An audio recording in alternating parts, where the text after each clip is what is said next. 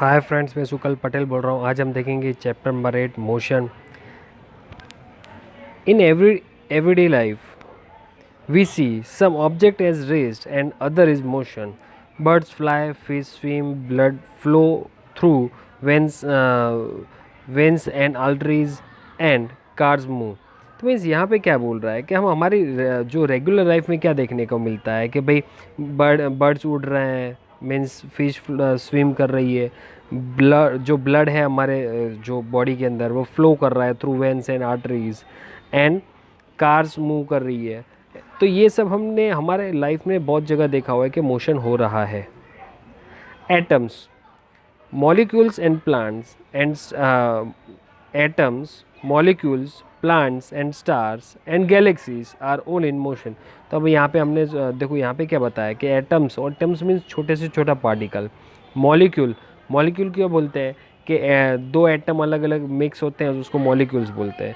Planets, planets किसको बोलते हैं? अलग अलग जो प्लैनेट्स होते हैं, आपको मालूम है टोटल जो हमारे 8 प्लैनेट्स है वो. फिर स्टार्स है, गैलेक्सी है. तो वो जो हर एक चीज़ है वो क्या है? मोशन में अंदर है. Now we often the perceive an object to be a motion when the position change with time. तो इसका मीनिंग ये हुआ कि भाई मोशन किसको बोलते हैं? पोजीशन चेंज हो रही है with a respective of time. हम बोले कि भाई 0 सेकंड पे ये यहाँ पे था और 10 सेकंड के बाद वो वहाँ पे पहुँच गया, तो इट मीन्स दैट मोशन हुआ है. मोशन का मेन डेफिनेशन ये है कि उसको कंपलसरी मूव होना है, अदरवाइज अगर कोई भी ऑब्जेक्ट होगा अगर मूव नहीं होगा तो हम उसको मोशन नहीं बोल सकते. अब आप बोलोगे कि सर इट मीन्स दैट यहाँ पे हम खड़े हैं और मूव करके 10 स्टेप चलेंगे, 0 सेकंड पे अगर हम यहाँ पे खड़े हैं और 10 सेकंड के बाद में 10 स्टेप चल के आगे बढ़ा तो ही मोशन बोल सकते हैं. यस. अगर आप 10 सेकंड अगर हमने स्टार्ट किया टाइम और 10 सेकंड के बाद भी आप वही जगह पर हो, क्या बोल रहा हूँ, वही जगह पर हो, तो मोशन नहीं बोलेंगे. तो आप बोलोगे कि सर सिंपल सी बात है, अगर आप वहाँ पे ही खड़ी हो तो मोशन तो कहाँ से हुआ होगा. ऐसा नहीं बोल रहा हूँ मैं, दूसरा भी बोल रहा हूँ. क्या कि हाँ हम वहाँ पे खड़े हैं तो उसको तो हम ज़ीरो मोशन बोलेंगे. पर बाय चांस अगर हम 0 सेकंड पे वहाँ पे थे और घूम के वापस 10 सेकंड पे वहाँ पे पहुँच गए, तो आप पूछोगे कि सर 0 to 10 सेकंड है, तो 0 सेकंड पे जहाँ पे थे और वो 10 सेकंड पे वहाँ पे ही है, इट मीन्स दैट वहाँ पे आपका मोशन नहीं हुआ है. तो इसका मीनिंग ये हुआ कि मोशन कब होता है? विथ रिस्पेक्ट टू टाइम होता है. ये दिमाग में रखना है. ऐसे आप समझ सकते हो. However, there are the situation where the motion is inferred through direct evidence. For example, we infer the motion of air by the observing the movement of the dust and movements of the leaves and branch of tree. तो movement हम क्या बोलते हैं? तो उसके लिए हमको proof चाहिए. भाई प्रूफ क्या है? भाई डस्ट होती है. भाई डस्ट क्या है? वो डस्ट आपने देखा होगा कि भाई हमारे धूप के, जब धूप हमारे घर पे गिरती है और वो धूप जो होती है वो कोई छोटे से होल में से या विंडो में से हमारे घर के अंदर आती है, तो हमको छोटे छोटे डस्ट के पार्टिकल्स दिखते हैं, बरोबर. उसकी बात करती है. वो कॉन्स्टेंटली क्या करते रहते हैं? मूव करते रहते हैं. Leaves and the branch of the trees, means leaves होते हैं वो भी क्या करते रहते हैं? वो भी मीन्स जो ट्री है उसके जो ब्रांचेस है और लीव्स है वो भी कांस्टेंट मूव करती रहती है. What causes the phenomena of the sunrise, sunset and change the season. तो भाई जो सनसेट होता है, सनराइज होता है और इवन जो सीज़न चेंज होती है, क्या वो मोशन से जुड़ा हुआ है क्या? It is due to the motion of the earth. क्या ये अर्थ का मोशन की वजह से हो रहा है? If it is true, why does we directly perceive the motion of the earth. और अर्थ क्यों मोशन कर रहा है? ये भी सिंपल से एक क्वेश्चन है. उसके बाद क्या बताया है? एन ऑब्जेक्ट में appear to the moving from one person and stationary for some other. For the passenger in a moving bus, the roadside tree appears to the moving backward. A person standing on the roadside perceives the bus along with the passenger as moving. अब देखो इसका meaning क्या हुआ. ये जो 4 line यहाँ पे बता रहा है उसका मीनिंग क्या हुआ.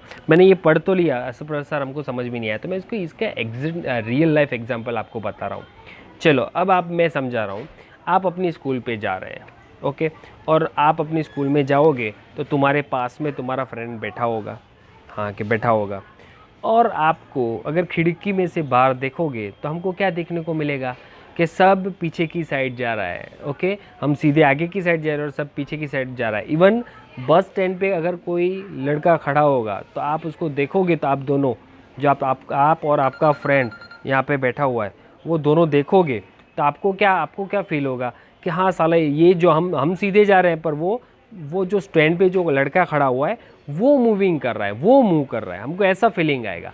तो इट मीन्स दैट कि भाई आप तो बैठे रहे हो, आप मोशन नहीं कर रहे हो, आपको फीलिंग क्या होगा, हम तो बैठे रहे हैं पर मोशन कौन कर रहा है, तो जो बस स्टैंड पे खड़ा हुआ है वो मोशन कर रहा है, इसका मीनिंग ये होगा। फिर दूसरी बात, तो उसके रिस्पेक्टिव आप देखो कि भाई तुम्हारा फ्रेंड तुम्हारे पास में बैठा हुआ है, तो वो क्या स्टेशनरी है क्या, ओरिजिनली तो आप बस में बैठे हुए हो, तो हम रिस्पेक्ट विथ रिस्पेक्ट टू देखना पड़ता है। तो सपोज मैं अभी मेरा आप और आपके फ्रेंड बस में बैठे हो, तो अगर मैं ऐसा पूछूं कि भाई आपके हिसाब से मूविंग कौन है, तो आप क्या बोलोगे, सर वो जो बाहर जो बस स्टैंड पे वो लड़का खड़ा था ना वो मूविंग है, और मेरा दोस्त जो मेरे पास में बैठा है वो मूविंग नहीं है, वो मोशन में नहीं है। अब हमको क्या करना है, अब वो लड़के की नज़र से देखें जो बस स्टैंड पे खड़ा है, हम लड़के की नज़र से देखेंगे बस स्टैंड पे जो खड़ा है वो, तो उसको क्या दिखाई देगा कि आप दोनों बस के अंदर जा रहे हो, इट मीन्स दैट आप दोनों मूव कर रहे हो, वो तो खड़ा रहा है। तो उसका मीनिंग ये हुआ विथ रिस्पेक्ट होता है। विथ रिस्पेक्ट का मीनिंग क्या हुआ कि आपकी नज़र से जो बस स्टैंड के अंदर खड़ा है वो लड़का मूव हो रहा है, और उसकी नज़र से वैसा लग रहा है कि आप दोनों बस के अंदर जा रहे हैं, आप दोनों मूव हो रहे हैं, तो it means that with respect to होता है। इवन आप यही चीज़ अगर आप देखोगे तो आपको देखने को मिलेगा कि भाई रेलवे स्टेशन पे ज़्यादा देखने को मिलेगा। अब आप बोलोगे कि सर रेलवे स्टेशन पे कैसे, सपोज़ आप कोई ट्रेन के अंदर बैठे हुए हैं और पास में ही एक दूसरी ट्रेन खड़ी है, तो होता क्या है, जब भी पास वाली ट्रेन अगर उसके ऊपर हमारा ध्यान होगा और वो चलेगी तो हमको कैसा फील होता है कि हमारी ट्रेन चल रही है। तो इट मीन्स दैट कि हमको ऐसा फीलिंग होता है कि भाई वो हमारी वाली ट्रेन चल रही है। तो कब होता है कि जब सामने वाली मूविंग कर रही है तब। तो इट विथ रिस्पेक्ट टू होता है ऑलवेज, कोई भी चीज़ होती है क्या होती है, विथ रिस्पेक्ट टू। ओके, अब मैं यहाँ पे बैठा हूँ, एक बर्ड है, ओके, बर्ड वहाँ पे उड़ रहा है, आकाश में उड़ रहा है। अब मैं बोलूँ कि मेरे रिस्पेक्ट टू जो बर्ड है वो मोशन कर रहा है। अब मोशन, अब देखो बर्ड जो वहाँ से उड़ रहा है उसको क्या लग रहा है कि मेरे ऊपर मैं आकाश में और सब पीछे की साइड जा रहे हैं। ओके, तो मीन्स मैं मूविंग फॉर्म में हूँ उसके रिस्पेक्टिव। तो ये विथ रिस्पेक्ट टू बोला जाता है। तो यहाँ पे पूरा एक क्या है, एक एक्टिविटी आपको बताई हुई है कि आप और आपका दोस्त बस में जा रहे हैं और एक बस स्टैंड पे कोई लड़का खड़ा है। अब आपको ये सोचना है कि भाई आपको क्या दिखाई दे रहा है, वो जो लड़का है वो मूविंग हो रहा है कि हाँ, वो आपको ऐसा लगेगा बस सीधी जाएगी तो वो लड़का तो मूविंग आपको पीछे जाएगा, सिंपल सी बात है। तो हमको ऐसा लगेगा कि वो लड़का मोशन में। अब वो लड़के की नज़रिए से देखे जो बस स्टैंड पे खड़ा है, तो उसको क्या लगेगा, मैं तो खड़ा हूँ, वो दोनों जा रहे हैं बस के अंदर। समझ में आ रहा है? तो मीन्स उसको विथ रिस्पेक्ट टू मोशन बोलते हैं। However, the passenger inside the bus seat is the fellow passenger to be a set to be to be a raised. And what do you this observation indicate?